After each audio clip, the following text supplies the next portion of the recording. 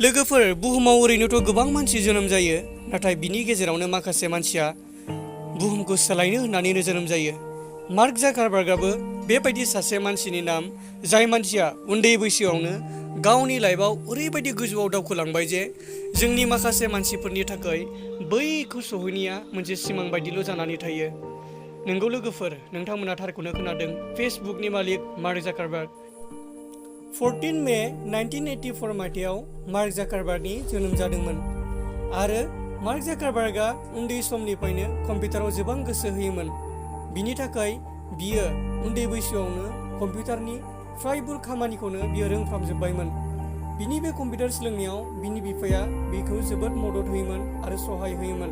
नाथाय बिनि बिफायाबो बिनि टेलेन्टनि थाखाय मार्क जाकारबार्गनि गोरोंनि थाखाय गोबांथार कुइसननि फिनखौ होनो हायामोन, जायनि थाखाय मार्क जाकारबार्गनि थाखाय गुबुन सासे फोरोंगिरि बियो लिंहरनो गोनां जायो। मार्कनि टेलेन्ट एबा गोरोंखौ बिनिफ्रायनो हमनो हायो जे बियो गोबांथार समाव गावनि फोरोंगिरि टिचारखौबो बियो फेजेनोमोन, जायनि थाखाय बिनि फोरोंगिरिया बिनि सोंनायनि फिनखौ होनो हायामोन।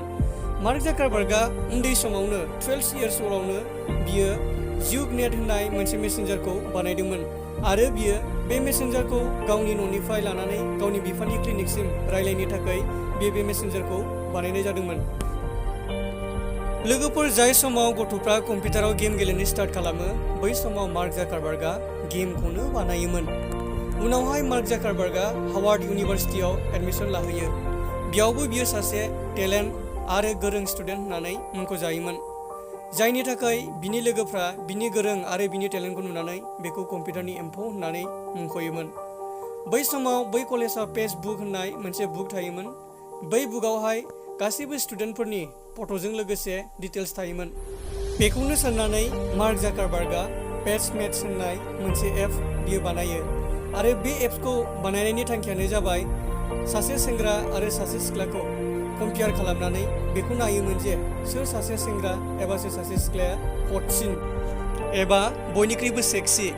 बेखौ बानायनो थाखाय एबा बे वेबसाइटआव सेंग्रा आरो सिख्लाफोरनि फट'खौ लाबोनो थाखाय मार्क जाकारबार्गआ हार्वार्ड इउनिभार्सिटिनि वेबसाइटखौनो बियो हेक खालामनो गोनां जादोंमोन आरो बै समाव बे एप्सआ जोबोद फेमास जायो, नाथाय माखासे सिख्लाफ्रा बेखौहाय कमप्लेन होयो, जायनि थाखाय मार्क जाकारबार्गआ बिनि थाखाय वार्निंबो मोनदोंमोन। बेबायदिनो मार्क जाकारबार्गआ 2004 मायथाइयाव बियो फेसबुक होननाय मोनसे एप्सखौ बियो बानायो आरो बे फेसबुकखौ बियो मात्र हार्वार्ड इउनिभार्सिटिनि थाखायल' बियो बानायदोंमोन। नाथाय लासै लासै बे एप्सखौ गुबुन गुबुन कलेजनि स्टुडेन्टफ्राबो मोजां मोननो हमो आरो लासै लासैनो बे एप्सआ फेमास जालाङो। अब्ला मार्क जाकारबार्गआ सानबाय जे बे एप्सखौ आङो अकल स्टुडेन्टफोरनि सायावल' दोनला, बे एप्सखौ गासैबो बुहुमनि मानसिफ्रानो बाहायनो हासिगोन। बेबायदि साननानै बियो गावनि फरायनाय एबा गावनि कलेजखौ गेजेर ससेयावनो दोननानै गावनि टिमखौ लानानै गासैबो गावनि ध्यानखौ बियो बे फेसबुक एप्सआव बियो गोसो होयो। 2005 मायथाइयाव बे एप्सआव गोबांथार सुबुंनि प्रफाइल जाहैखाबायमोन आरो बेबायदिनो जेब्ला 2011 सफैयो, अब्ला बियो बुहुमनि गेजेरावनो बयनिख्रुइबो देरसिन एप्स होननानै मुंख'जाखाबायमोन, जायनि थाखाय मार्क जाकारबार्गआ बयनिख्रुइबो उन्दैसिन समावनो इन्टारनेटनि सासे राजकुमार एबा बादशाह जानो हादों। नंगौ लोगोफोर, नोंथांमोना थारखौनो खोनादों। आङो लास्टआव नोंथांमोनखौ बेखौसो बुंगोन, जोंबो जुदि साक्सेस जानोबा, देरहासार जानोब्ला जोंनावबो नाजाथाबनाया जोंनाव थानांगोन, जोंनि सिमाङाबो थानांगोन। मानोथो साक्सेस मानसिया खामानिखौ गुबुन मावा, नाथाय बे खामानिखौनो गुबुन मोनसे रोखोमै मावो, जायनि थाखाय बे मानसिया साक्सेस जानो हायो। आङो दिनै एसेखौनो बुंनानै